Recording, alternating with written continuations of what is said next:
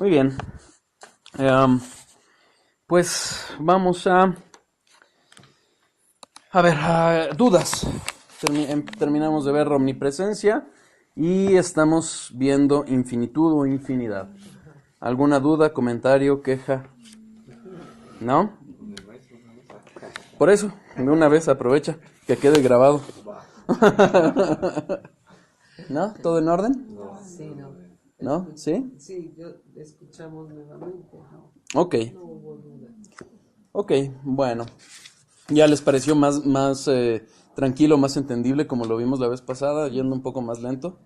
¿Sí? Sí, estuvo muy bien. Sí. Ok, bueno. Terminamos de ver lo que es la omnipresencia de Dios. Hacemos un breve repaso de ello.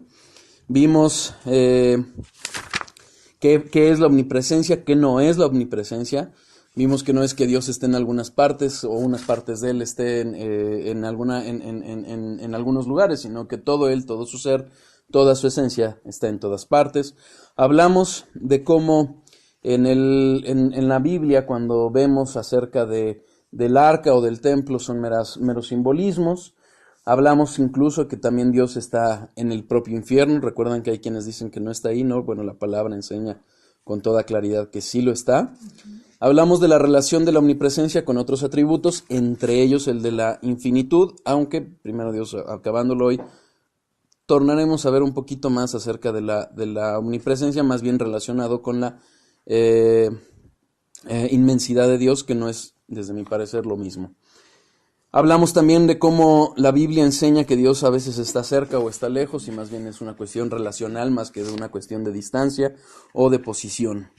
Y, y ahora sí, la vez pasada, sí, la vez pasada, no es cierto. Y hablamos de la inmanencia, como Dios, el hecho de que esté presente no implica que se mezcle eh, con la creación, con todo lo en donde Él está. Pero sí implica una presencia que Él está presente en todos y en todas las cosas. No obstante, no se mezcla, permanece en su santidad. Hablamos también de las objeciones que hay y de las consecuencias, que fue donde lo retomamos. Hablamos que la omnipresencia nos da consuelo, hablamos que nos da seguridad y nos ayuda en la tentación.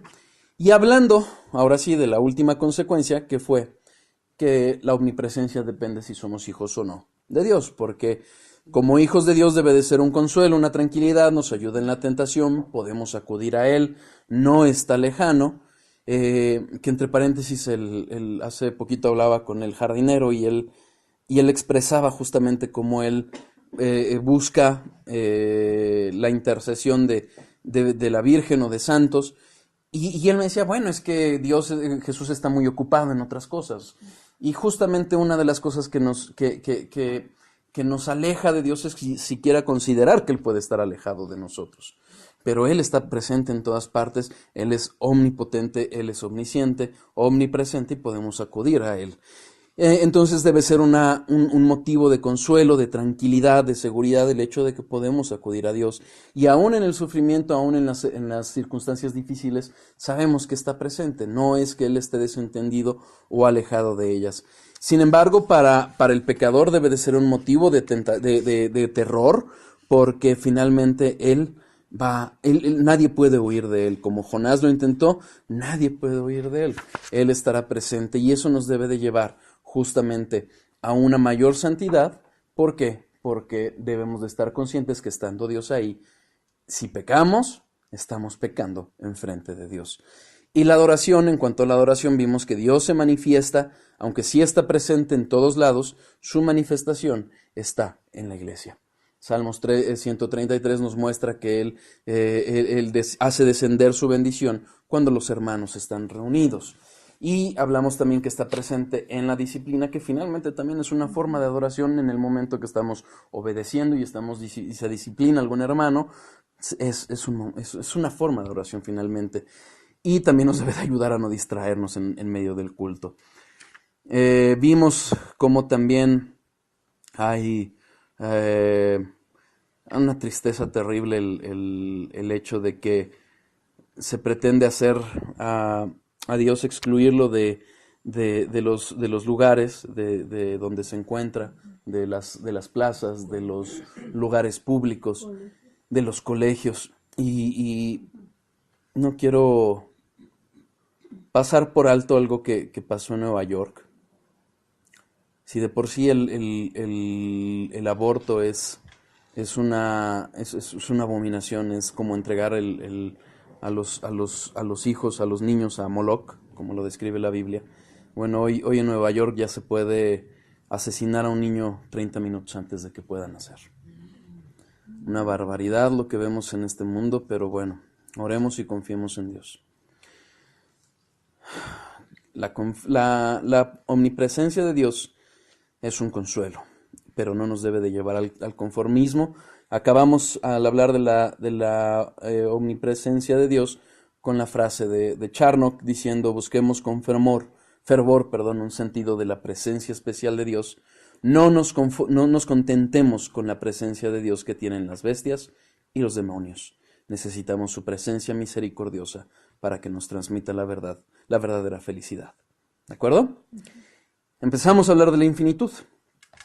Y al inicio citamos a Tozer, que dice que cuando uno entra en Dios, con Cristo en Dios, está en un viaje hacia lo infinito, a la infinitud. Hablamos de algunos autores de cómo definen la infinitud o la infinidad de Dios, que no está sujeto a limitaciones y más allá de ello está por encima de ello, trasciende las limitaciones que podemos siquiera pensar o concebir con nuestra mente limitada. Vimos que el concepto es mucho más complejo que el decir no tiene límites. El decir que no tiene límites es una mera expresión negativa de cómo entendemos este atributo de la infinitud de Dios. Pero debemos de entender que estamos muy limitados en ello. En un sentido positivo, la infinitud o la infinidad de Dios es considerarla en sí misma, es decir, atender a lo que realmente es. Hodge lo define como que implica la afirmación de que el objeto del que se predica, la infinitud, es ilimitable. Finalmente es un sentido negativo cuando hablamos de ilimitable, ¿no? Pero finalmente es un atributo, es una condición positiva, algo que no le falta, no puede tener límites, no tiene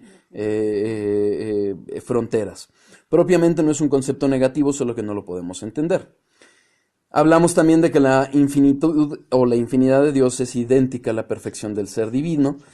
Y citamos a Job, citamos a Mateo y hablamos del Salmo que habla de la grandeza. ¿Y recuerdan que vimos de la grandeza? Que realmente es un antropomorfismo porque no podemos hablar de que Dios es grande sino que más bien es un infinito. ¿Ok? Exactamente. Y la forma mejor de entenderlo es que es una riqueza o perfección ilimitada. Vimos que Berkhoff lo refiere como un quantum absoluto, no como un quantum absoluto, sino como una inagotable potencia. Es decir, no es una suma de santidad o suma de poderes que se acumulan de una forma ilimitada, sino más bien es un poder o una santidad que no tiene límites.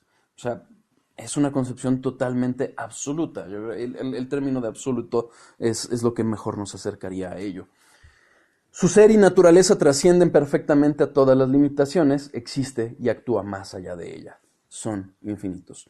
Hoy vamos a ver un poquito más acerca de cómo su ser y su naturaleza trascienden perfectamente, pero el chiste es que justamente esas limitaciones, no tiene esas limitaciones, no hay, y existe, Dios existe y actúa más allá.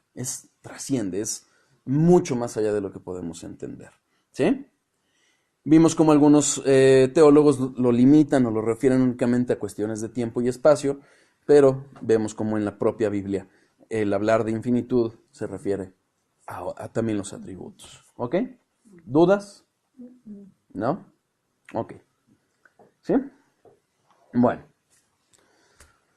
Solo Dios. Cuando hablamos de infinitud o algo que es ilimitado o inagotable o infinito, solo puede referirse a Dios. Nada más. Su ser, sus perfecciones así lo son. No hay nada en la creación, no hay nada, como él mismo lo dice. No hay Dios antes de mí, no hay Dios después de mí.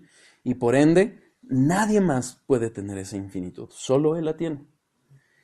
Lo tiene la Trinidad. Las tres personas de la Trinidad son infinitas. ¿correcto? Aunque en el momento de la encarnación Jesucristo se haya limitado a un cuerpo, pero sabemos que eso fue la parte humana, su naturaleza divina siempre la conservó.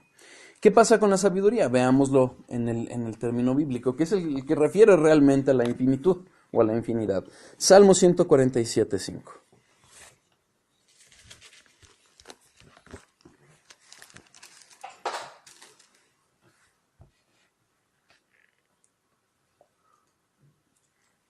¿Listos? Grande es el Señor nuestro Dios y de mucho poder, y su entendimiento es infinito. No tiene límites, su entendimiento, su razón, su sabiduría no tiene límites. Si nosotros pensáramos que hubiera algo que no entendiera, o que hubiera algo que no supiera, no podríamos hablar de una infinitud, igualmente con el poder. Sí, cuando hablamos de un poder infinito, no es solamente, aunque sí lo incluye, que sea el ser más poderoso de todo lo que conocemos, de todo lo que hay, salvo él. No es nada más eso. O sea, no es de que un ser tenga X cantidad de poder y Dios tenga un poco más. No.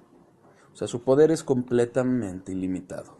Si las cosas son como son, no es porque se le haya escapado algo de su control.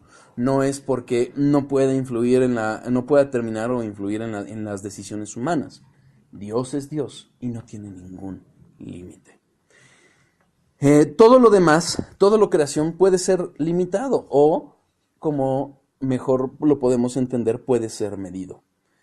Hoy incluso el propio universo, que antes o en algún tiempo se pensó que era infinito, hoy se sabe que no lo es.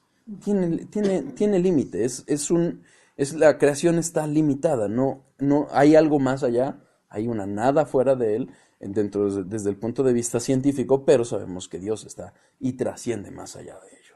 ¿Sí? No es que tiene más sabiduría, más poder o más cualquier atributo de otros que o cualquier otra persona. Sus atributos, su ser mismo, son infinitos. Eso implica forzosamente una perfección absoluta. Tozer, respecto a lo que se dice en muchos círculos, es decir, en muchas iglesias, ¿qué es lo que vemos? Se presenta un Dios limitado.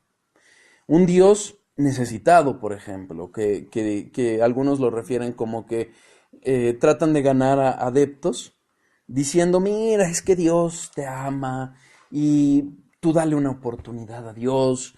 Dios creó a la humanidad porque necesitaba compañía y una serie de cosas que finalmente cuando uno las analiza se va a dar cuenta que tienen un concepto muy pobre o muy barato, como lo dice Tozer, de Dios. No conocen a Dios. Es un Dios que se ha inventado el ser humano, es un Dios que no es el Dios de la revelación. Es un Dios imaginario que tiende a parecerse más a un Dios de la mitología griega. Porque podrán presentarlo con muchas perfecciones o con una inmensidad que no podemos alcanzar. Pero cuando le ponemos límites, finalmente se va a parecer más a esos dioses de la mitología griega que tenían debilidades, que tenían limitaciones, que tenían defectos, que al Dios eterno. ¿Se acuerdan cuando en algún momento les comentaba un ejemplo que da Paul Washer de que qué se parece más a Dios? Si un gusano o un arcángel. ¿Recuerdan cuál fue la respuesta? ¿Por qué? Porque pues Dios es espíritu, no puedes darle forma. Sí, no se compara nada.